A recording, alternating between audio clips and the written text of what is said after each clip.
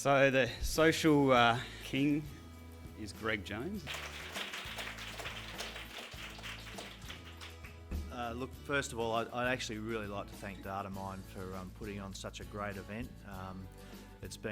I've been a Datamine user since about '96, and I've been to as many user conferences as I can over that time.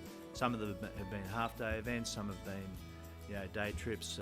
This, was well worth, waiting for. Absolutely. The quality of the speakers, the content. Datamine has come ahead in leaps and bounds.